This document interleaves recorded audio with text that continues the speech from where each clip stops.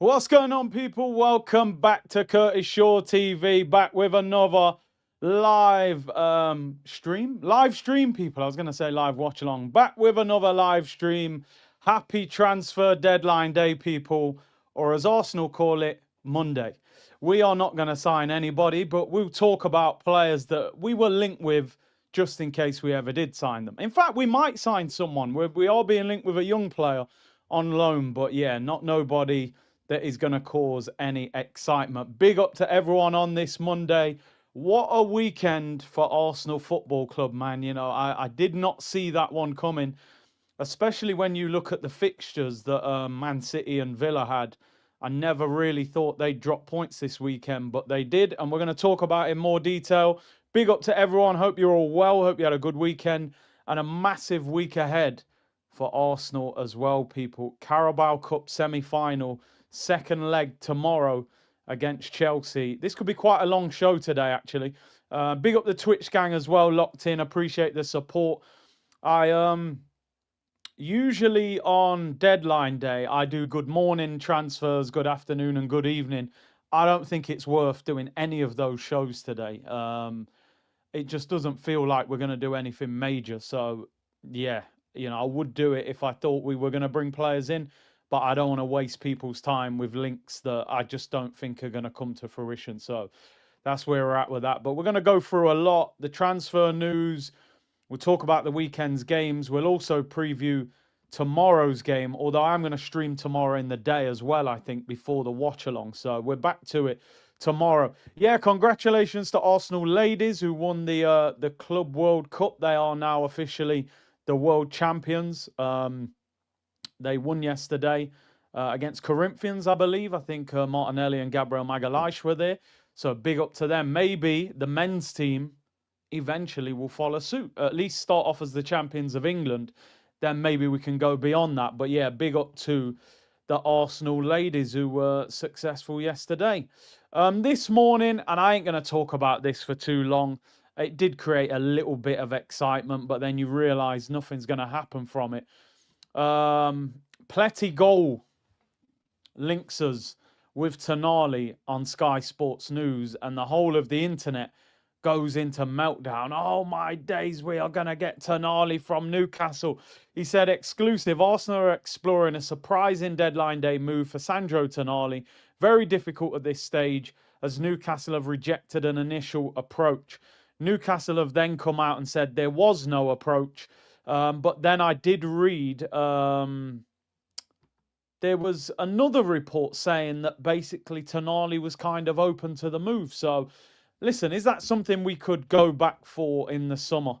Newcastle not looking great at the moment, and maybe that's the kind of player we could go and get in the summer from Newcastle. They don't look great at the moment.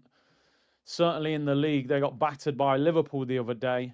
I think he could move in the summer, but he would be expensive. You know, he would be expensive. So I don't want to create excitement with that one. He's a player that I like, by the way, and I would be happy if Arsenal signed him. The other thing I would say with Tonali, he would probably want first team football. Would he get in the Arsenal team? I don't know. Not would he get in ahead of Zubimendi? Would you play Tonali and Rice over Zubimendi and Rice? I don't know. He's a very, very good player, though. I'd be very happy if we got him, but let's see what happens with that in the summer. Indikalia saying his agent was pushing for the move. I haven't seen. Yeah, listen, I mean, Indikalia is not a great source of info, by the way, but yeah, Tonali to Arsenal. Let's see what happens with that. Berta, he is Italian. Maybe he's got those connections. I'm sure he would have known Tonali from his time at AC Milan, but a quality player. But this one certainly isn't going to happen today, which is a shame because, you know, for a second when I saw the story, you know, you do think, but there's no way you get a player like that on deadline day out of Newcastle. They need him. So we'll have to see what happens with that one, people. We did find out yesterday that Mikel Merino is going to be out for a significant period of time, people. This was confirmed by the club. Mikel Merino will have surgery on a bone injury in his foot in the coming days, and then will begin his recovery and rehabilitation program. Merino is expected to be out for an extended period with the aim of returning to full training before the end of the season. Now, that doesn't sound good. That doesn't sound good at all, because the aim of just returning to training, he's broken a foot and he's going to be out for months. Now, in isolation, Merino is not somebody that starts every week. This isn't a first team player, but what this is, it's a very good, versatile squad option that is very useful. And in games where you want to rotate and play other players, this is a great option to turn to, with especially what he's done up front. He's done really, really well there. So this is a loss, which is why the Tonali links and things like that started today. And we were sort of saying, should Arsenal go into the market? Should they get another player in? Or do they just stick with what they've got? Now, first of all, another injury, which is very disappointing. And every injury at Arsenal seems to be like minimum 2 months. No one's out for like a week. It's always like, yeah, he'll be out for 2 months. And you're like, okay, yeah. Are we going to make that work then? So they're saying it could be up to 3 months he could be out for, which is a huge loss. How do Arsenal address this? Obviously, we did Forever Arsenal last night, came out this morning. I was saying that Arsenal should look at the market if somebody's available. Now, let's look at the options. News came out this morning, by the way, that Ethan Nwaneri cannot be recalled from the deal with Marseille because they paid a fee for him, so there's no recall option. So we can't bring Nwaneri back. You look at that now. Was that a mistake? Maybe. I don't know. The problem I was looking at is I'm looking at centre midfield. I know people are saying Havertz and Eze and Odegaard, but they're to me like eights, really. Eights and tens. I'm looking at in that double pivot. Rice and Zubimendi. You've then got Norgard. You've then got Lewis Skelly as the other option. But the thing is, Arteta hardly ever plays Skelly in midfield. It's like with Zinchenko, we used to say, Zinny ain't good at left-back playing in midfield. He plays in midfield for Ukraine. He played there a couple of times for Arsenal, but was never given a run of games there. Similarly with Skelly, it's more of a noise that we hear from the fan base than the actual manager. I've never heard this manager say, like, yeah, I'm considering Lewis Skelly as a midfield option, but I hope he actually does. And I think the other thing that he's got to do now is trust Christian Norgard. Whatever we think of him, Buzz Lightyear to infinity and beyond, I think he's actually got to go, you know what, the times where he's stepped in, he's actually done quite well. No matter what we think about Norgard, he's looked solid for us. He's going to play a role in the team that we don't need like huge excitement. We just need you to protect the back four and keep it moving. And he showed the other day with that little flick. He's decent in that role. So I think Norgard deserves opportunities now, because you can't just go Zubimendi and Rice every single week. You're going to burn them out. And I do think we're in a situation now where we need Rice fit until the end of the season. You've got to keep him fresh. And there's going to be certain games you don't want him involved. So obviously we got Wigan next week in the FA Cup. You don't want to see Rice and people like that even in the squad. But we're going to need options. So, yeah, I hope he does trust Lewis Skelly. I hope he does trust Norgard. And allow Zubimendi and Rice to be rotated when they need to. So, I don't think we're going to get anybody in today. But you just never know, do you? You just never know. But, yeah, listen, it's a shame that Merino will be out for potentially the rest of the season. So, we'll see what happens with that, people. Big up to everyone locked in the chat. 1,500 of you. I was half an hour later than usual today, so my apologies. Big up my bro Akeem. He said Timber or Calafiori. Nah, I don't know about Calafiori. I know they said Timber, but they used to say that about Ben White. Apparently Ben White was a defensive midfielder when he was growing up, but we've never seen him there. I definitely think Timber. Do you know the problem? He's got qualities in his game that make me think he could play in midfield, but the only thing you never know is that can they take the ball under pressure in the middle of the pitch? Very different being a right back. than when you're getting the ball in the middle of the pitch and you've got 3 or 4 players around you. So, listen, I think we've got enough. I think we've got enough there. It would have been nice if they went into the market, but I just don't think it's happening in terms of, Tonali or anything of that level. But he's got to trust Norgard, and he's got to play Lewis Skelly if necessary. So yeah, I think with Tonali that might be one they revisit in the summer, because I've been reading a lot that he's not particularly happy at Newcastle now. They haven't really moved forward in the way. I would love to see Tonali come to Arsenal. I think he's a brilliant player. Chaitanya said, Merino is a big blow. What he gives us as a squad player is not easy to replace. Hope we sign a replacement. Hope he comes back soon. We need him. Big up to you. Emmanuel Johansson is a new member. Appreciate the support. Alfred, big up to you, bro. It's going to sound crazy, but I think Arsenal should go and get Harry Wilson from Fulham in the summer. He can carry the ball, range of goals and passes. Yeldins, Alvarez and Wilson, sell Martinelli, Jesus and Odegaard. That Harry Wilson, you know what? He's an interesting player. I think he came through at Liverpool, right? And he's one of these players that, like, I don't know, certain clubs, they've got players that you don't watch them often, but you see them on the highlights often. So, like, every time I watch Fulham, I just see Harry Wilson scoring bangers, like 20-odd top corners and volleys and all sorts like that. Is he an Arsenal level player? I don't know.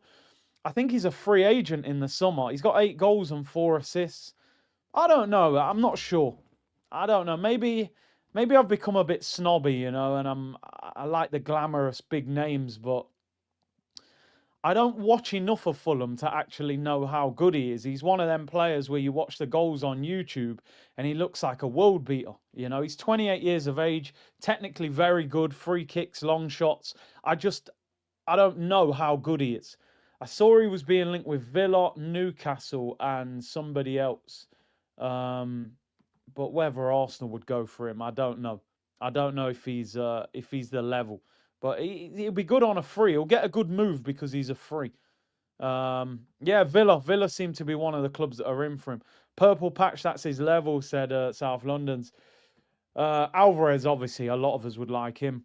Stephen said, Curtis, can we play 4-4-2, Kai and Victor up top? I think that what we're doing at the moment, effectively, is playing 4-4-2, but it's kind of a fluid 4-4-2. It's not that of 20 years ago when you had 2 strikers up against the 2 centre-backs.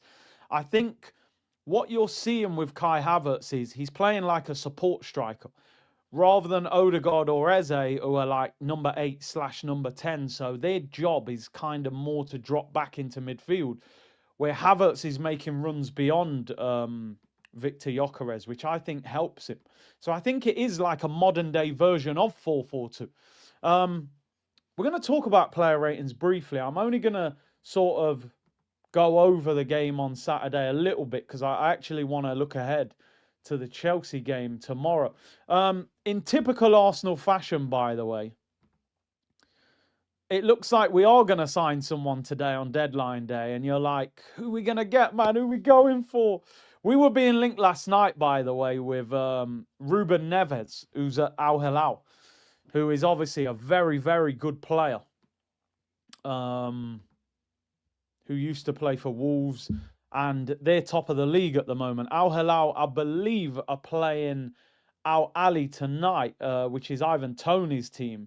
That's a top of the table clash. Al Hilal are on 46, Al Ali are on 43, Al Nassr are on 43. There was rumours that he may be available on loan, but they're now saying that won't happen. There was also links with Ruben Loftus-Cheek as well, who apparently wants to leave AC Milan to get game time to try and go to the World Cup. Another ex-Chelsea player, another injury-prone player as well. Doesn't look like any of those two are going to develop. This is the guy that we're going for. Arsenal have opened discussions with Hearts on Scottish talent James Wilson. 18-year-old striker, already been capped for the national team. Initial loan being discussed club to club. Listen, I'll be honest with you, people. I watched the odd Celtic Rangers game. I might see some highlights in the Champions League. I'm not going to sit here and start saying, oh, he's a good player. I've been watching Hearts every week. Because that's what some of these channels will do. Oh, I've watched him loads. He's brilliant. No, you haven't watched him. Some of you in the chat, though, people let me know. Maybe we've got some Scottish fans in the chat. Maybe we've got some Hearts fans, Celtic Rangers. I don't know a lot about him. I don't know a lot about him. In fact, he's only played, if I'm reading this right, he's only played 5 games. 18 years of age. He's already been capped by the Scottish national team. Apparently, it's going to be a loan with some sort of option to buy him. He's for the academy and worst YouTube comps I've seen. I don't want to do that to him, man. I don't want to do that. I don't know nothing about the guy, man. I remember there was a guy called Wilson who played for Man United years ago. I think he ended up at Salford at Gary Neville's team. Look, Elliot said Aberdeen fan here as well. Bloke barely plays. Yeah, so it looks like it's not even a first team transfer then. So there's really not much to talk about. It looks like it's an academy signing effectively for a player for the future. So it's barely worth talking about. He's got 5 appearances in the first team. How are you getting a move to Arsenal after 5 appearances? But yeah, he looks like Tierney's little cousin, don't he? The next Crespo. Hernan Crespo. Yeah, that's what they'll be called. He's the next Kenny Dalglish, people. The next Dalglish. Yeah, so he's an academy prospect. So yeah, I'm not gonna discuss him too much. I don't think he'll be coming here to play first team football at the moment. But when you woke up this morning and you went online and when you saw those links to Tonali, you probably didn't expect that we'd end up with some guy called James Wilson. But yeah, is what it is. Typical Arsenal. As I said, it's deadline day, but to Arsenal, it's Monday, people. It is Monday. We're not going to get anybody. Let's be honest. We're not signing anybody today. And the whole month, I've never really been prepared for Arsenal to sign anybody. So I don't, for once this January, I don't actually really feel let down by Arsenal. Most Januaries, I'm crashing out on deadline day because since the days of Higuain and Benzema and William Carvalho, they haven't done what's needed. But we actually had a solid transfer window, so we're not really desperate. Big up Matty Southern Gooner. This Carabao Cup is paramount. To give the lads the belief to drag this title charge over the line. They need to actually see, touch and feel silverware from a competition played during the season. Totally agree with you, Matty. And do you know what I've said all season? I think this is one of the biggest Carabao Cups that we've been involved in for a long time because I just think, number one, it's probably going to be Man City if we get to the final because they're 2-0 up against Newcastle. I don't see that being overturned. So not only can you damage the team that you're most likely going to be in the title race with, that feeling of people forget these Salibas and Gabriels, they haven't won anything at Arsenal. You know, if you're including the Community Shield, but I'm not. They haven't won a major trophy at Arsenal. They're too good to have not experienced playing at Wembley and winning a competition and walking up those steps. So tomorrow night is an absolutely massive, massive game of football. And I'm looking forward to it. But of course, a little bit nervous. Let's talk briefly about the weekend, people. Let's talk about the weekend. No, I hear you, Lay. He said Spurs overturned a 2-goal lead. Yeah, you're right. You're right. But you know what it is? Tottenham have got something over Man City. Newcastle. Listen, you never know. If Newcastle were to go 1-0 up, and if you guys heard Pep's interview yesterday and Rodri, you know, the crybabies are coming to town, people. Rodri complaining about referees just seems so ironic to me. He actually could have got sent off in the game yesterday and wasn't. And then he's in the interview crying about refs. Do you know how many refereeing decisions Manchester City have had over the years? Do you know what I mean? That like I can't. But he literally handballed it Everton away a couple of years ago in the last minute, and the ref gave no penalty. It's unbelievable. It's unbelievable, but it is what it is. I'll be honest, I don't think any head loss is as funny as Pep Guardiola head loss. It's just, you can't get enough of it. I might even play the interview in a minute if we can find a way of playing it without getting any copyright. But when Pep has head loss, It's a next level. I think one of these days Pep's going to headbutt a reporter. I do. I think every time they ask him a question, he's just disgusted in them. He looks at them like, why are you asking me this question, you peasant? You know, he's going to headbutt someone. He's genuinely going to headbutt someone. He's fuming. But what a weekend. What a weekend, people. I tell you, yesterday, right, I said, I'm not doing a watch along. I'm not. I told you guys this on Saturday. I'm not doing a watch along for Tottenham Man City. I don't believe in that game. I don't believe anything's going to happen. So we're not doing it. Solo said, can you give a shout out to my daughter Ava? Went to her first game yesterday at Celtic. I had nothing to do with it, but she got to see Tierney at last. Shout out to Solo and his daughter Ava, man. Oh, it's Kieran Tierney, lad. Tierney, you know, what a player. But yeah, I said, I ain't doing no watch along. I'm watching the game. 2-0 at half time. It looks like a training session. Man City could be 5-0 up. Tottenham are terrible. Their fans are booing. The manager looks clueless. They've got 11 players injured. I'm thinking, I might turn this game off because it's spoiling the Arsenal victory. When Arsenal win and then I see City battering someone, it ruins the Arsenal victory a little bit. So I went, right, I'm probably going to turn this off because it's not helping my mood. Then they get a goal back and I'm like, right, I'm invested again now. And then the scorpion kick. Then the rest of the game, I'm literally like on the sofa like, yo, please, just draw. I'll take a draw. We'll take a draw all day long.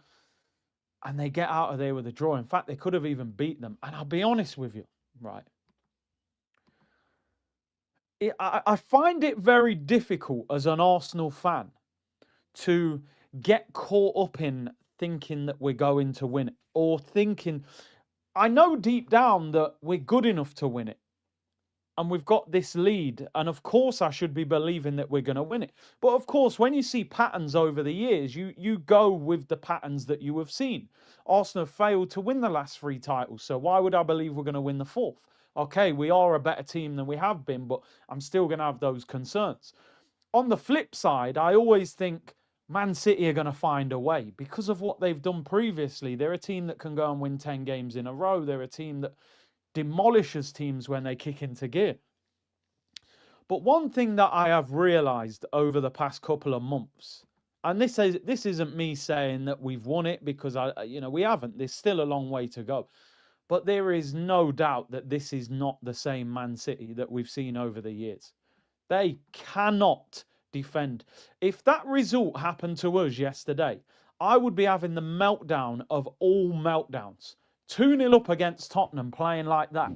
And you get out of there with a 2-2 draw. Listen, they can cry about the first goal shouldn't have counted, and it shouldn't. It's a foul in my opinion.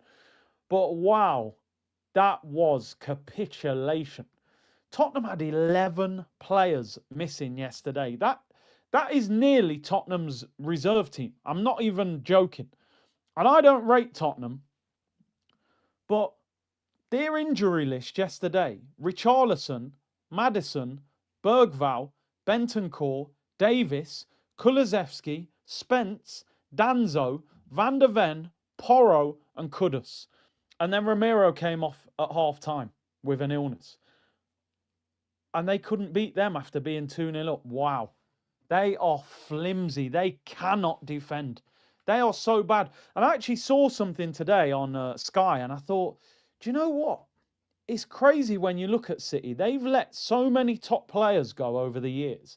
Whether it's to do with age or the fact they're fading. But they just haven't replaced them. Like, they had Kyle Walker, you could argue, probably been the best right back in the Prem over the past 10 years, maybe. Now you've got Nunes at right back. That's a massive downgrade. You know, at left back, Nori, I don't think he's that good.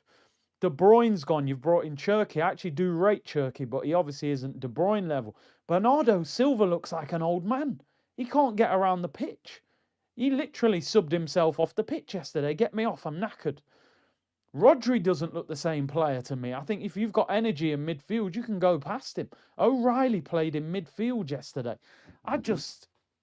We have got to, when I say got to, we have got to win the Premier League this season.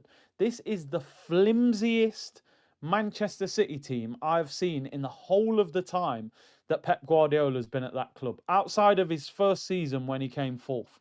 when he had like he still had like Bakary Sagna and them lot. We have absolutely 1,000,000% got to win the Premier League.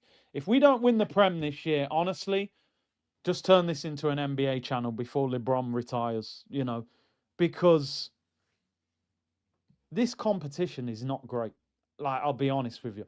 I saw Emery having a meltdown after the Brentford game. They lost to Brentford. Brentford down to 10 men in the first half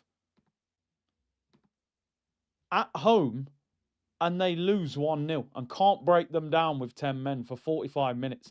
Emery having an absolute meltdown, basically implying that he's been let down by the board. Probably hasn't got the sort of players in that he wanted, considering they're in a title race. Come on, Arsenal, please, man. You have to. You must. You must win the league this season, please. Go and clean up as well. I've said this before, by the way. I don't want to get carried away because we haven't won anything. So for me to say this sounds presumptuous, but if we can win one, I think we can win two. Do you know what I mean? In the sense of, if we win the Carabao Cup, we could then win the Prem. We could win something, but we've got to win that one first. We've got to win that one, which is why tomorrow's game is so big. MJ, let's see what he's saying. Still a 2-game swing. Take time before tears find you. Listen, I hear you. I do hear you on that one. I don't hear you on much, but I knew you'd spin this into Man United propaganda. Look at him. Carrick's Army on a title charge. Check your mirrors. You better relax, bro. You ain't winning no title. Just hopefully that guy with the, not cutting his hair until 5 games. I think the best you're getting this season is him shaving his hair off. That's the best you're getting. You ain't winning nothing, but you are having a good run. You are having a good run, I'll give it you. Big up Black Gemini with the super stick. I hope you're well, bro. Big up your damn self. Right, let's talk about one or two other things. I'm only going to skim over the weekend's game because I really want to look ahead to the Carabao Cup semi-final. It's the biggest game of the season, and we could be sitting here tomorrow night going, right, we're back at Wembley. We haven't been at Wembley outside of a Community Shield since Ober in the FA Cup, and that was with hardly any fans in the stadium because that was COVID. We haven't won a League Cup since '93, Kevin Campbell. Do you know what I mean? This is a trophy we haven't seen for over 30 years, people. And I want Arsenal to win this competition badly, especially when you consider the opposition, that it might be Man City. Can you imagine if Newcastle beat Man City tomorrow and turn it around? By the way, Newcastle are the holders of that cup, so they ain't just going to roll over. They need to score first. That's the thing. The two downsides of the weekend, we spoke about Mikel Merino, could be out for the season. So that's a massive loss. The other one, of course, is Bukayo Saka. Arsenal apparently waiting on the result of a scan to find out the severity of the injury. Now, Mikel Arteta said after the game that he felt something and that they decided not to risk him, which was kind of him downplaying it. Was it just a twinge and they decided we're not going to risk it, but it's nothing major? Or has he strained a muscle? They're now saying it could be his hip. They reckon it isn't serious, but then I still probably wouldn't expect him to be playing tomorrow, which I think you've got to leave him out, even if he's not quite 100%. I don't think he needs to play. You certainly don't want to risk him. This is a guy that's had 2 hamstring injuries in the last 6 months. I just don't think you can be risking him, especially when it's muscular. I'm already concerned about Saka and his fitness issues. I don't think they should be risking him. Arteta said, we have to wait. Today was better, but we have to wait and see how he responds, then make a decision. It doesn't look like something too serious. I think with all the games we've got coming up, I think you've got to leave him out. And when I say out, like leave him out of the squad. Noni has just had a really good game playing against his former club tomorrow. I think you've got to say to Noni, listen, this is you, bro. This is your game. So yeah, that I wouldn't risk him. Even if he was like 90%, I'd say chill. Chill, bro. You know what I mean? We don't need to take a chance. Because you don't want him out for 3 or 4 weeks. Yeah, even Sunderland at the weekend, listen, without sounding presumptuous, I expect Arsenal to beat Sunderland at home this weekend. Sunderland away from home are not the same team that they are at the Stadium of Light. I expect Arsenal to beat them. Xhaka's out. I don't think I don't think we're at a stage now as a club where we have to force Saka into the team. 2 years ago, you play him 80% fit, force him in. We've got no cover. Willian, Raheem Sterling, force him in the team. Now I don't think we're in that situation. Noni's a £52 million England international. Yeah, if you got to go and play the next 4 games, play the next 4 games. Let this guy relax. Do you know what? Somebody put this on Twitter this morning. And when I read this, I thought, that would be so typical of Arsenal, wouldn't it? And you make a great point here, SS. Alex Oxlade-Chamberlain has been training at Arsenal for the past 4 weeks and has featured in a couple of behind closed doors friendly. You just wonder, don't you? Would Arteta give him a short-term deal? Bear in mind, they were teammates when he played for us, and he was playing for Besiktas last season. I don't know what kind of level he's at. In my head, I wouldn't want him anywhere near the club, but they're the kind of Wenger deals, innit? You know what I mean? You'd see Sol Campbell at training when he was like 39 years of age, and he loved bringing an old player back to the club, but you wouldn't be surprised, would you? You know, you wouldn't be surprised. Apparently, they were good friends when he was at the club. He's been training there for a while. No one signed him. You could probably give him a very small contract. By the way, I wouldn't want him. I wouldn't want him. I don't think he's, from what the bits I've seen of him, I don't think he's anywhere near the level. I've also got a little bit of, I've always had a bit of bitterness towards Ox the way he left. Do you know what I mean? And I know I'm somebody that has sort of said before, there's no point being bitter about certain players leaving because we weren't that good. But Ox played against Liverpool, had a stinker, and then signed for them 3 days later. The way he went to Liverpool, I didn't like it. I didn't like it. So, but yeah, it is what it is. It's one of them, like, you know, he left us when we needed, and then when you need a club to come and train at, oh, Arsenal, can I come back? I tell you what, mate, go and train with Liverpool. You wanted to be at Liverpool so much. Ask Arnie Slot if you can train with his under 23s, but that's just me. We've been for a lot as Arsenal fans. That's just how we are, people. Yeah, but you put Sanchez on the green screen. But you know, with Sanchez, man, you know, it was so good for us. Let's be honest, he went to Man United and stunk out the place. I view him differently to Ox. You know what I mean? Sanchez gave us the best years of his career. The prime of Sanchez footballing career was at Arsenal. Do you know what I mean? Ox actually was balling out at Liverpool before he got injured when he was playing centre mid. So yeah, I'm quite subjective with my bitterness, to be honest. You know what I mean? Sanchez was up here at Arsenal, you know, Ox was down here somewhere. So yeah, I can't dislike Alexis Sanchez. I just can't.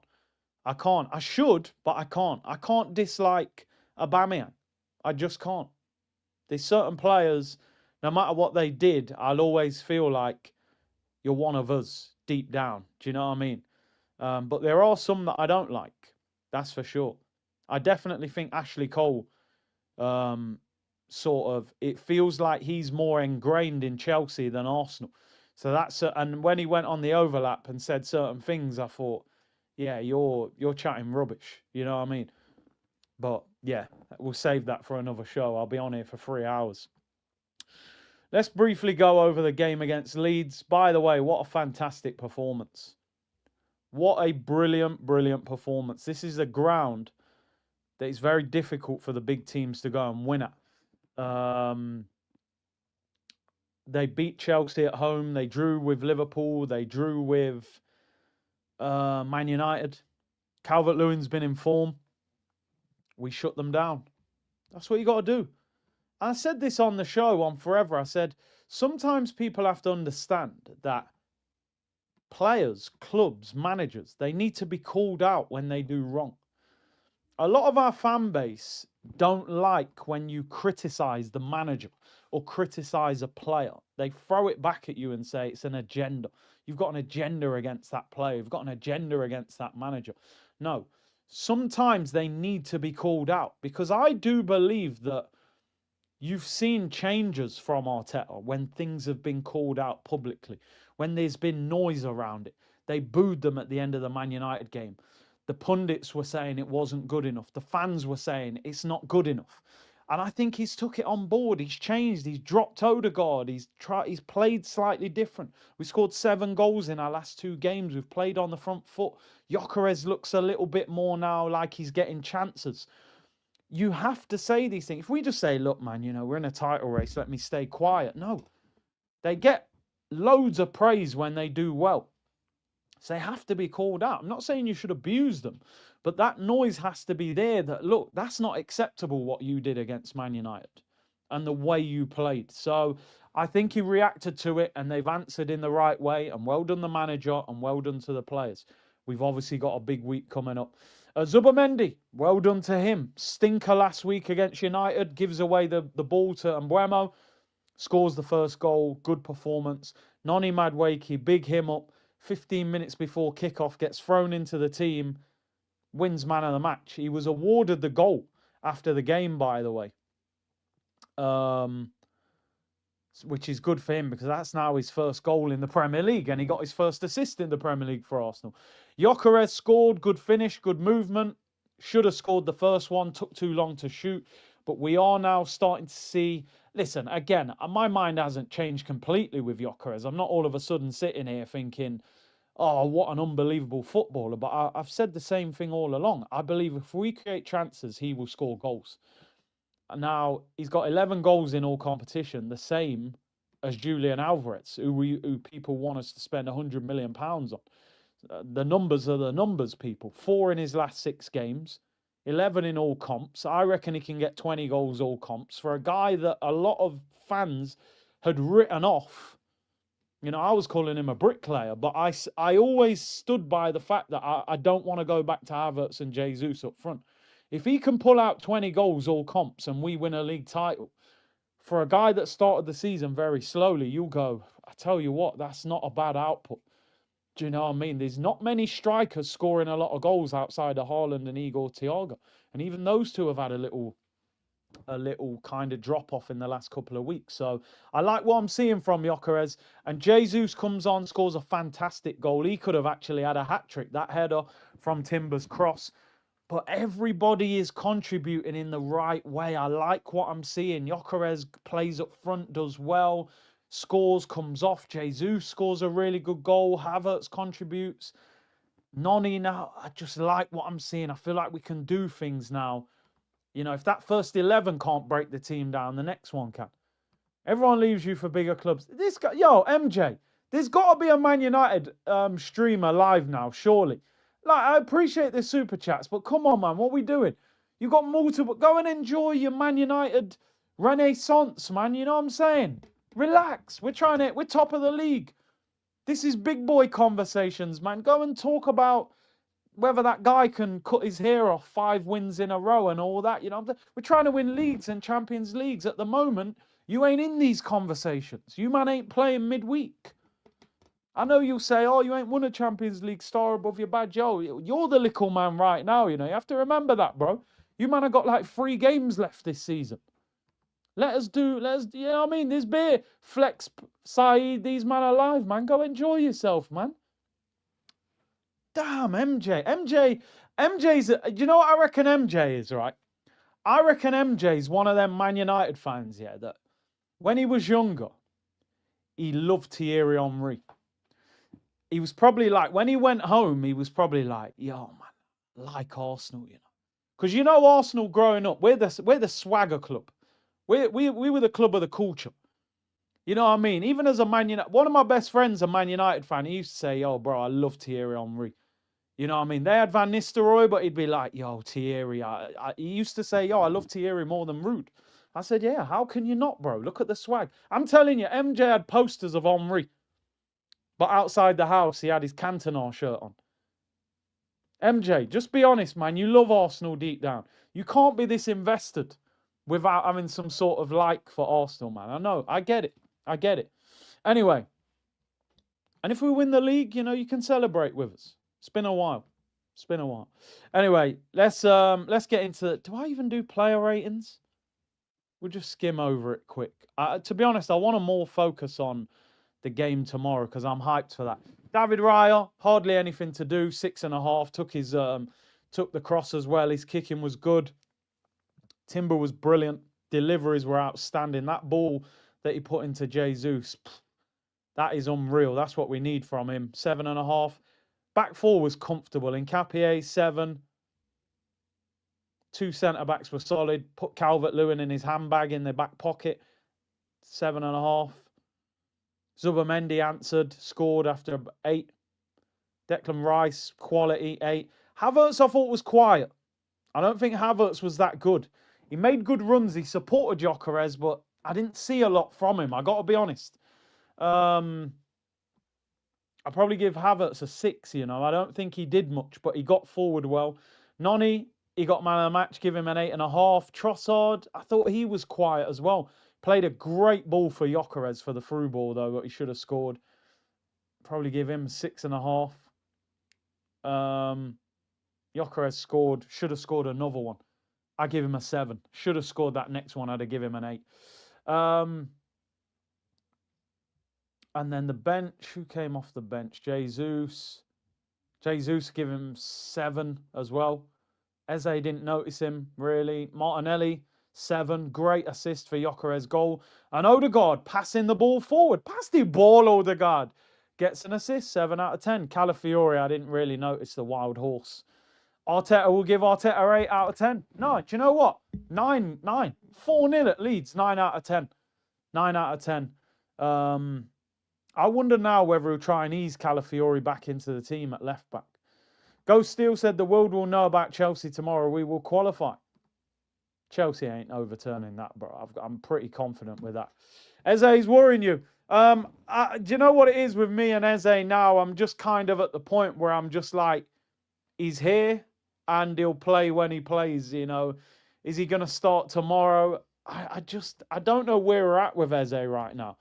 But without sounding harsh, I'm just not that concerned about it because we've got bigger things to concentrate on. What I don't want with Eze is him to be in a situation where he's so low on confidence that when you actually need to play him, you can't get a performance from him. I think Arteta's there's got to be times where he says, yo, I'm going to start you. I'm going to start you. I've got to keep you emotionally invested into what's going on.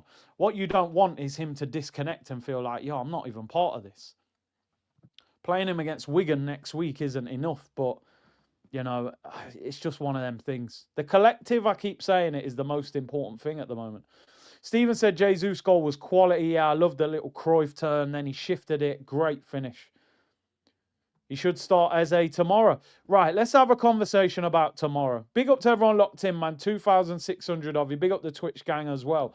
Tomorrow is absolutely massive. I honestly, some of you might think I'm overdoing it, right? Some of you might think, what, Carabao Cup? I hope you guys are all thinking like me. Like, I think tomorrow's an absolutely massive game. Massive, massive game of football. Yeah, Mateta's move to Milan is off. Because apparently Nkunku was going to go on loan and that isn't happening, so they've cancelled the deal. So I wonder now, are Palace going to sign Strand Larsen because they were going to sign him as well? Now, Gahey and Semenyo are not cup tied. It's this ridiculous rule this year that you can play even if you've played for another club, so they're not cup tied. Remember, Semenyo scored in the first leg against Newcastle, despite the fact he'd already played for Bournemouth. MJ said, I just like your content. See, it's always Bon Henri, though. No, man, big up MJ, man. You're a welcome member of the community. I like it. I like the interaction. Listen, you knew, man. Every Man U fan knew about Henri, man. Come on. Especially if you like that swagger football. Everybody loved Thierry. How do we set up tomorrow, people? How do we set up? And how do we think the manager's going to set up? First, I've seen a lot of people online saying, look, Kepa was poor in that first game, put David Raya back in goal to make sure we get in this final. But let's be honest, he's going to play Kepa, right? I think when Kepa signed, it would have been under the circumstances that you're going to play in the League Cup and the FA Cup. He won't play in the Champs. So I think Kepa will play. He worried me in that first game. He was flapping at crosses. I didn't like it. I was looking at him thinking, you're a Chelsea agent, mate. You're trying to ruin us. But let's get Mateta on loan. It is interesting because it sounds like he said his goodbyes and refused to play, and then the move collapses. It's made him look a bit stupid.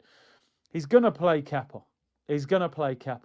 Just what I want to ask you people is, are you looking at this game and thinking rotate slightly, or is it just too big a game? And I noticed at the weekend, Chelsea made a lot of changes.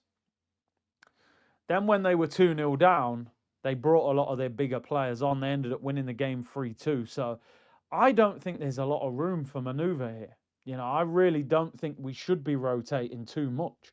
I don't see what we gain by rotating. Imagine we rotate, we go a goal down, then we're panicking. Then we've got to bring the big boys on anyway. I think you've got to go nearly full strength. You could argue at left back, maybe you could go with Calafiori and try and get him back in the team. There's not a lot that I would be changing personally. I would be going Timber. He's too good. And they've got players like Neto and that who are direct. Saliba, Gabriel, for me, I get it. You could give Mosquera game time, but I'd say, look, we're playing Wigan next week. Sunderland at home, I think we can win. I would possibly use it as the game to get Calafiori back in at left back, because I think that's the one that he wants. So I think try and ease him back into the team. The only thing I would say with Nkapie is that I don't think we have as much going forward when he's at left back, where Calafiori is chaos. Like, sometimes I think he's brilliant and other times I think he's a liability, but he was in the back four when we were not even hardly conceding a shot. So I think you could put him back in. For me, Zubimendi, Declan Rice.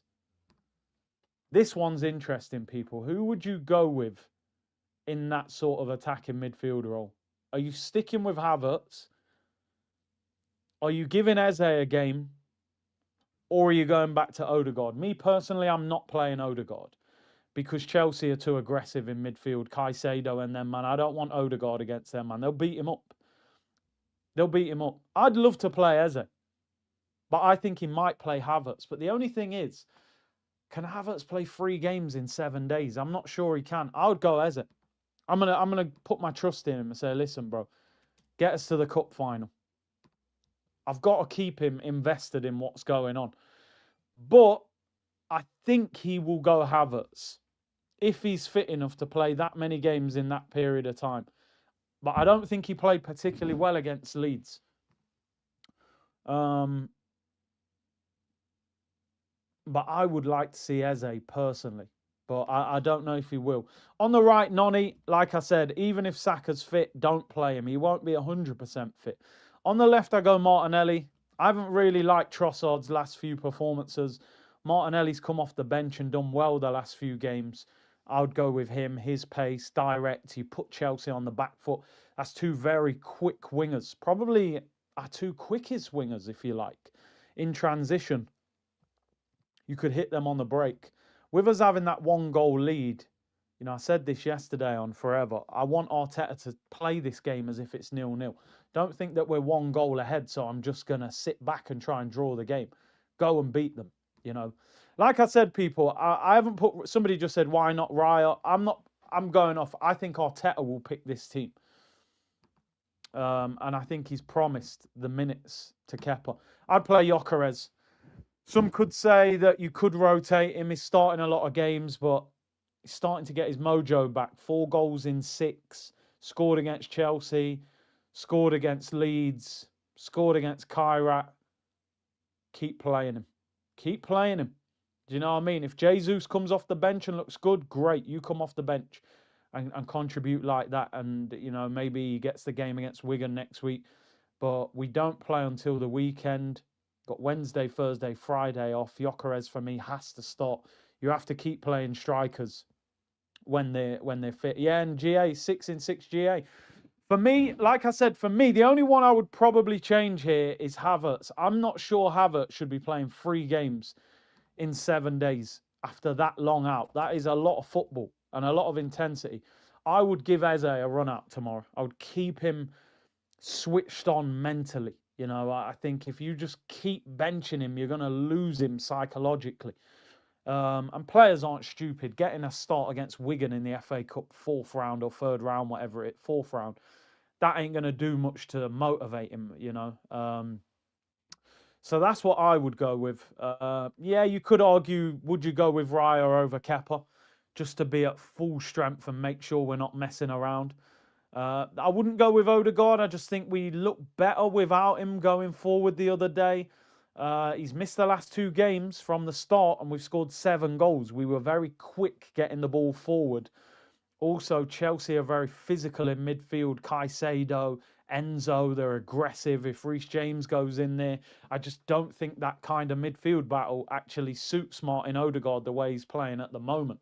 So I'd like to see Eze, but I wouldn't be surprised if it was Havertz. But I just wonder whether Havertz can play 3 games in 7 days after being out for so long. Calafiore, now I read that one. Big up to you, J Buzz. And Kevin, big up to you with the super sticker. Norgard for Zubi, you would make some changes, yeah? Maybe a bit more physicality. We need some stability. I just, does he trust him enough to do that in such a big game? That would be interesting. Calafiore and Trossard combo, Timber and Noni. Midfield Rice should sit in front and Zubi advanced. Interesting. Just Trossard's had a few quiet games for me. But then maybe you've used Martinelli as a better player to bring off the bench. £10 on Caicedo to get a red card. He always seems to just 2-foot someone against Arsenal. Big up Gunarican TV, man. Big up to you, bro. Hope your channel's going well. Make sure you go and follow him. He said Odegaard needs to hold play until 10 games left and then bench him. Listen, one thing I will say in his credit is he came on and did well the other day. But I wouldn't then revert back to type. I don't think there's any need to go, Odegaard came off the bench and did well for 20 minutes, so I'll start him. I think, listen, we've just scored 7 goals in 2 games without him playing. Do you know what I mean? He might be another player that is very good at seeing games out. If we're winning, you could bring him on and say, okay, keep the ball. And if we're losing, you could say, all right, go on, but you need to create something. I think you've got to put him in I think if you put him back in the team, it's almost like saying, sweep it under the carpet. It's only 1 game, 2 games. There you go. Now you're back. I think you've got to keep him saying, listen, you ain't just walking back in the team, bro. We've scored 7 goals without you. So you're going to have to wait. You'll play against Wigan next week in the FA Cup. You ain't in the team yet. Do you know what I mean? I want him to have to work hard to get back in this team. Now, a lot of people think I've been too harsh on him, but I don't think Odegaard is a bad football player. Technically, he's a fantastic player. His technical ability is one of the highest in this team, in my opinion. Look at the way he can play passes with the outside of his foot and his technical ability. But if you're not affecting the opposition with that technique, it doesn't mean anything. Sometimes as a player, you need to be taken out of the team and you need to see what's going on and go, now I see what I need to do, or now I see what I'm doing wrong. I'm taking too much responsibility away from the deep-lying playmaker. I need to play higher up the pitch. He got the ball the other day and played it straight into Jesus' feet. And I thought, well, I haven't seen you do that for ages. So maybe he understood, looking off the bench, that I need to fight my way back into the team. I would keep him hungry for another few weeks and say, okay, you're going to have to work harder. If they keep playing well and winning without you, you might have to wait. So we'll see. He's a Norwegian Ceballos. I remember his Burnley game at home. They called him the new Fabregas, and then it got worse from there. Kalen said, facts, I hear the criticism of Odegaard. It vexes me when people act like the man ain't got no technical ability. He's got technical ability. I think a lot of it, right, comes from the fact he wears the armband. I think when you look at your team and you're a fan, the captain is supposed to sort of uphold the identity of that club. You're the leader on the pitch. Effectively, you're the player version of the manager. And I think there's two types of captains. One who leads by example, the other who leads by organisation. Every now and then you get a player that can do both. So we've had Tony Adams, Patrick Vieira, who are actually outstanding players, but also great leaders, great organisers. But then we've had people like Cesc Fabregas, who not the most vocal, but Fabregas would go and win you a game. He'd drag you over the finish line. I think the problem with Odegaard, you don't have either one of those two. You don't have a player that wins you games and you go, okay, he's quiet, but he's a match winner. So we look at him when we want to win the game. He's not that. And he's also not vocal, and not vocal as in like a damning leader. He might say a little bit, but he ain't. And when you see him jumping out of challenges, you go, come on, man. You can't be the captain. You should just be the creative player, focusing on your game, trying to create chances. And that's the problem for me. I genuinely think the armband has weighed him down. I really do. I don't think he's benefited from being the captain. I think what Arteta did, Arteta was afraid of the chaos. Look at it like this, people. His last two captains, really, over a long period of time, Granit Xhaka, who was telling the fans to F off and throwing the armband on the floor, and Aubameyang turning up late for London derbies, driving gold Lamborghinis. So it's almost like they scarred Arteta. You had the guy that was too aggressive, getting sent off and, swearing at the fans. And then you had the guy that was just so laid back, he'd turn up late for a game. And so what did he go for? He went for the goody two-shoes. He went for the guy that turns up early to the school, that asks the teacher if he wants a drink collecting, that puts his chair in as he leaves double maths on a Monday. I was the guy that sat at the back of the class, was swinging on my chair, didn't tuck my chair in, probably ended up in detention a few times. This guy sat right at the front, had his shirt tucked in, and tucked his chair in at the end of class. So he went for the good guy. He said, we've had all that carnage. I need the good guy that I can trust, that won't cause me no problems. Do you know what I mean? Oh, I'm so cool, bro. I might have even thrown a paper airplane every now and then, Yeah, Good Kid, Mad City, man. You know what I mean? That's a big album, by the way. But yeah, he went for the prefect. Yeah. Do you know what I mean? The teacher's pet. But I don't want a teacher's pet, bro. I want to win the league. So we need the leader. But it is what it is. Let's just hope it works out. It was interesting that Gabriel got the armband ahead of Rice. A lot of people seem to think Rice should be the captain, including me. But he went for Gabriel, which I don't mind Gabriel either, by the way, because his English has improved a lot. Can Odegaard wear the armband on the bench? Mate, give him some armbands to go swimming. You know what I mean? Give him them. He don't need the captain's armband. Yeah, maybe he should tuck the chair in, but I was just a bit rebellious. Too soft for a captain, yeah. 100% for me. 100%.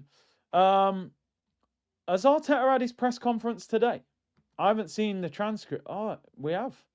Wow. I was just about to round up the show. Big up for letting me know. Right, let's go. Hope you're ready, people. I will apologise in advance. Tony Adams was George Graham's man on the field, exactly. But that was the kind of manager he was, aggressive, cutthroat. So he wanted that on the pitch. He had an animal on the pitch. Do you know what I mean? Big up DJB, man. Big up Curtis, bro. The semi could go all the way. I'm prepared. It's Arsenal. Yeah, it's that feeling in it of like we're one goal ahead, but when do Arsenal ever make things straightforward? Like psychologically in my head, I'm thinking about the final. If we were to go 1-0 down tomorrow, I'll be a nervous wreck. We need to score the first goal, take away that momentum from Chelsea, because Chelsea will feel like they've got nothing to lose. They're behind in the tie already, so they might just play on the front foot and have a go at us. And remember, in that first leg, they had a few players missing. We should have put them away early. They're a stronger team than they were in the first game. So Make sure you go and follow DJB. Big up to you, bro. Akash said, how about we go for Mateta? Oh, so it's interesting because apparently Mateta's had like a fallout with Palace. The breaking news is that his move to AC Milan has collapsed. Could you go in there with a cheeky loan offer? But we're kind of overloaded up front, aren't we? That's the only issue. But I would take him on loan for 6 months, but I don't think that's going to happen. People, will finish off with some waffle. Apologies in advance. He's just finished the pre-match presser for Chelsea. And listen, we've got to get the job done. I've had this channel, I think since, when did I start this? But anyway, I've never done a cup final watch along for Arsenal on this channel. The whole time I've had the channel, never been in a cup final. It's about time. Like, we've just finished second 3 times. How have I not done a little Carabao Cup when Newcastle have won a Carabao Cup? First one in 70 years. Crystal Palace have won an FA Cup. So how have I not done an... I need to be sitting here in March, Carabao Cup final watch along, Arsenal against City or Newcastle. I have to be. I've got to do it. It was funny. Somebody asked me the other day, they said, if Arsenal make the cup final, would you go to the cup final or do the watch along? Because I think I'd have a good chance of getting a ticket. I said, you know what? I think I'd do it. I think I'd stay with the community. I think I'd do it with the community. I feel like to do all these games and then go, oh, cup final, I'm going to Wembley. I've seen Arsenal in a cup final before at Wembley, so it's not like I've never seen it. I think I'd have to do the watch along, you know what I mean? So I hope that's the case. I hope we're in a cup final by tomorrow night. You know what I mean? We need to be. And then we'll see who we get on Wednesday, but you never know. I don't blame you if you walk out of this show right now, by the way, because the next 5 minutes might give you a headache listening to this waffle, but we'll get through it. Michael said the Artful Dodger, the new Arteta nickname. Let's see what he had to say. I don't know anything as what he said because usually I see the headlines, but it's just been put on the website. Yeah, I mean, I can already see the answer. I could have said this before. Oh, will Saka be fit? Oh, we have another training, so we'll see. It's going to be all that, isn't it? Are there any new injury concerns? He says, no, I think you're aware of all of them. On Saka's issue before kickoff, he said, we have to wait. Today was better, but we have to wait and see how he responds and then make a decision. Yeah, don't risk him. Just don't risk him. He doesn't need to play. This is why he spent 52 million on Noni. I don't even think he should be on the bench. I don't even think he should be on the bench. Protect him. The guy's had 2 major injuries. One leading to surgery. Don't play him. Don't bench him. Give him the night off. You've got to think about his long term, not just this one game. But we'll see. On if it's serious, he said, it doesn't look like something too serious. Whether he's going to be available for tomorrow or the weekend, we will see. Just give him a week off, man. You know what? Even Sunderland at the weekend at home, I think we can beat them without Saka. Then next week, I think we've got Brentford later on in the week, and then we've got the FA Cup. You know what you do now? You send him on holiday. If I was the manager now, I know people go, you're not a manager. I go, listen, mate, book yourself to Dubai. Get yourself in the sunshine. You're off for the next week. We don't need you. We don't need you. We can't recall Ethan. It came out this morning that there's no option to recall him, so he can't come back. And if Merino will be back training before the end of the season, we hope so. I don't know. He needs to go through a procedure, which is not always positive. He's a big player for us, a player that has such versatility and capacity to compete in various positions, and it's a big blow. On if it's a fracture, he says yes. So he's fractured his foot, which is a real shame. Yeah, I do owe the community a cup final, man. That watch-along would be epic. Big up Static in the chat, bro. Appreciate that. Ethan, like I said, can't be recalled, people. And I don't think we're going to sign anyone today, apart from we're signing some academy kid from Hearts called James Wilson. On if the World Cup is still a target, he said, let's see. It's a very rare injury. We have to wait and see once we have the surgery how that reacts daily. Obviously, monitor it through the week and the surgery and see. I know Michele's going to do absolutely everything to come back as quick as possible. As well, you have to respect the healing process. And if it's a pain for him, he said, for the team as well, he's a big player, an important player. we're not going to have him until probably the end of the season. So he just said he hopes he'll be back, but then said probably not till the end of the season. And if it changes our thinking before the transfer window, he said, of course, when you lose a big player like this in the squad with 4 months to go and all the competitions, you need to look. We need to do everything that we possibly can to see if we have a player that is available. If we don't, we keep what we have. Well, it sounds like he might want it, but is it going to happen? Yeah, the likes ain't liking. Yo, doctor, what's going on? Where we at? Surely we're at 1,000 likes. Just a little cheeky 1,000 likes on a Monday, people. You know what I mean? I ain't asking for nothing crazy, like on the watch-alongs. 525 likes. Dear, oh dear, what are we doing here? I know it's Monday and we move a bit slow on a Monday. And if we have to replace him with someone special, he said at this level, for 4 months, you have to be a player who has the capacity to adapt immediately. And that's not easy. But if it was easy, we wouldn't be here. We need to find solutions and try. On the depth of the squad, we have more depth now, but for 7 months, we haven't had the depth because we have players out like a lot of teams, so we know the demands and standards. We play every 2 or 3 days. How pivotal the results were on the weekend. We can only control what we can control. Last weekend we lost. Now everything looks different. We were very happy with how we competed. That's the only thing in our hands. On Paul Merson saying this weekend was where we won the title.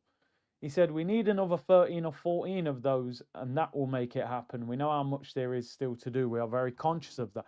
I've noticed Paul Merson just likes to say extravagant things, don't he? Oh, this is where they won the title. Mate, just don't get caught up in all that. As fans, it's all right for us to get a bit giddy and happy. You know? Oh, there you go. I'm smashing other things up. Getting excited myself. But you can't get carried away. A week ago, I was having a meltdown. A week later, I'm excited. There's a long way to go. Even at 6 points, we've still got to play them at the Etihad. Now, if they get beat by Liverpool this weekend and we beat Sunderland, then I'll start. I think this Sunday I will do a watch along for Liverpool Man City. I think that is deserved of a watch along, you know. It'll be very neutral. You know what I mean? I won't be singing You'll Never Walk Alone or, you know, putting on Scouse accents or talking about Brookside or, you know, Kevin Keegan and Dalglish and John Barnes. You know, it will be completely neutral. But yeah, we'll all be hoping for Ekatike because he was balling out yesterday. I need them to, if they beat City this weekend, the dopamine will be hitting people. You know what I'm saying? The copium will be at the forefront. I might be outside the armory looking like Ty. Headphones, woolly hat, big coat, tracksuit, backpack, water bottle, all of it. But keep the receipt in case they lose the week after. Get your full money back. You know what I mean? Got to be smart with these things. Anyway, let's move on. And if we target doing a treble, he said, I think we'll go day by day, competition by competition. What a question.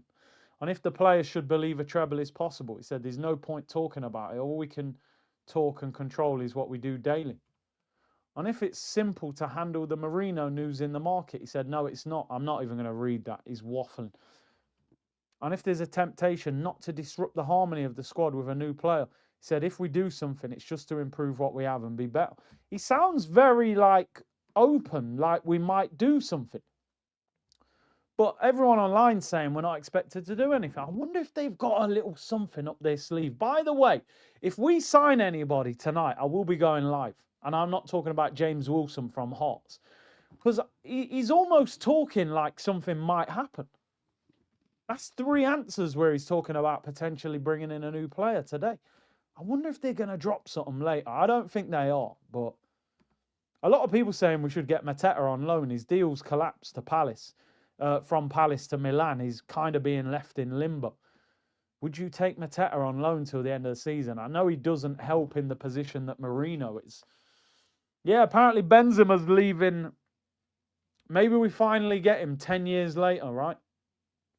Maybe we get him 10 years later. Simon Ward-Prowse. He's good at corners. He'd love it.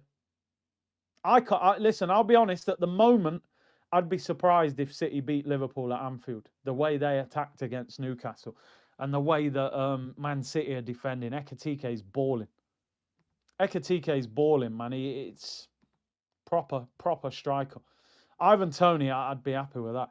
On Chelsea conceding goals under Lee, why do I always call him Leroy? That's his dad, isn't it? Well, I mean, every team has its own things. I think Liam is doing an incredible job. It's too early, man, to be saying incredible. If the Carabao Cup is the most important competition, he said, yeah, I mean, the next one is always the most important.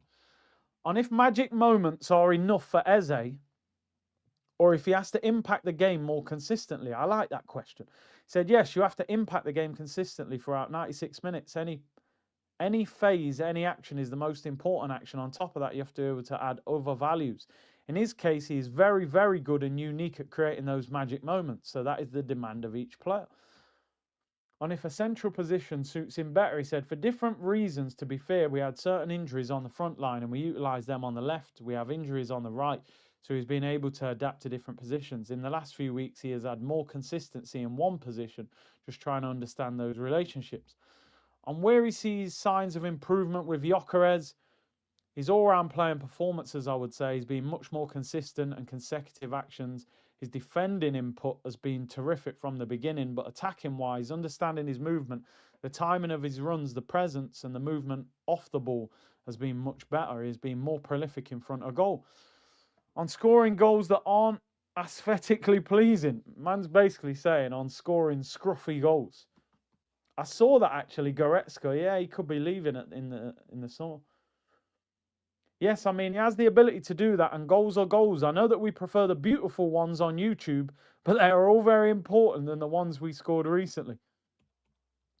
Here we go on if Lewis Skelly could play in midfield with Merino out. Yes, Miles has the qualities, guys, to play in different positions. He played as fullback, as a 6 or as an attacking midfielder. That is an option. Play him in midfield, man. And why he's not being used in midfield more? Yeah, they're the questions I'm talking about.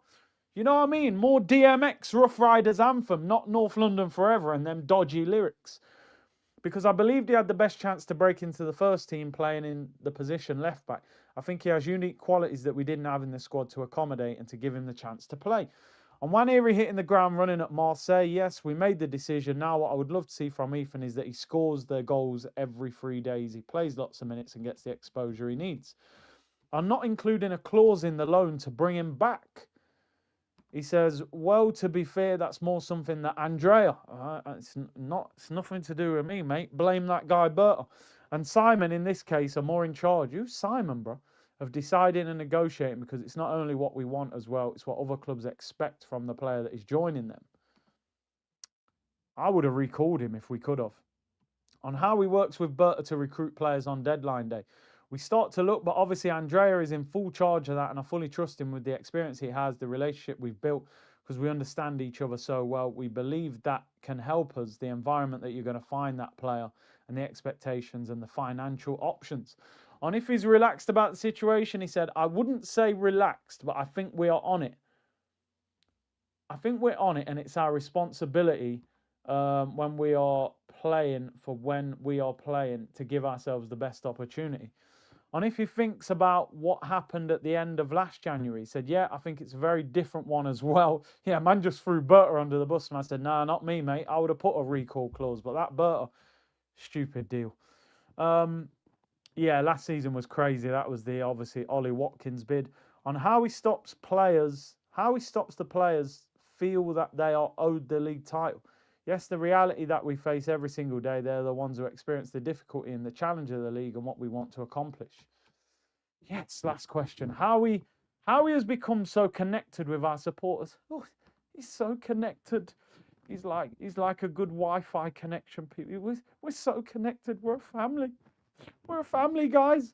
He said, I don't know. I think it's something, trust, a relationship, a cohesion that you have to build every single day. The way you behave when you win, when you don't win, in the manner that you make decisions, in the manner that you are perceived inside the club. I don't know. I think these are all factors. I'm very, very grateful for the way I get treated, the way I get respected, for the response that all our supporters have with the team, with myself constantly. And tomorrow we have a beautiful night together again to make something special, and we're all together. We're going to do it. I like that. I like that. I mean, he's dropped a little Martin Luther King speech. I like the fact he said, we're going to do it. I mean, a little bit corny, but listen, I get the point that he was making. You know what I mean? We're going to do it. Cone Man music, people. Cone Man music. Will the Cone Man lead us to the title? And to the Carabao Cup final, people. Calafiori and Havertz were deadline signings, yeah, but summer. They were both summer deadline, not January. I like that too. Speak it into existence. Yeah, man, don't mess around. Tell Liam Rosenior, mate, we're gonna win tomorrow. You come into our ground to lose. That's the kind of chest you need to be talking with. Mikel Luther King, you know what I'm saying? It was a bit cringy, but I also like it as well because belief, arrogance. To be great, sometimes you gotta have a little bit of that. You know, we're better than Chelsea. You ain't coming to our ground and getting nothing. Do you know what I mean? That's the way we got to operate. People, I am out of here. We will be back tomorrow for the massive game. If we get a signing tonight at any point, I will go live. I don't expect it. But, yeah, wearing your Levi jeans, yeah. If we get a deal, I will go live tonight. So if you see some news, just know a live will be put up. But I'm not expecting anything to happen. If not, I will be back tomorrow. Carabao Cup final watch along, huge game, and hopefully Arsenal can make it to Wembley. It's an 8 o'clock kickoff. I'll be live at 7 p.m. I've predicted 2-1 to Arsenal, which listen. I hope it's not as nervy as that. I hope it's easier than that, but I do think it will be a tight game. Big up Philly with the super sticker at the last minute as well. So appreciate that. Big up to everyone locked in. 2,500 of you tuned in. Big up the Twitch gang as well. I'm going to redirect you over to Troops, who's live now. They're discussing everything over the weekend. Big up to everyone for your support as always. Hit the like button, subscribe, hype up the video, and I'll see you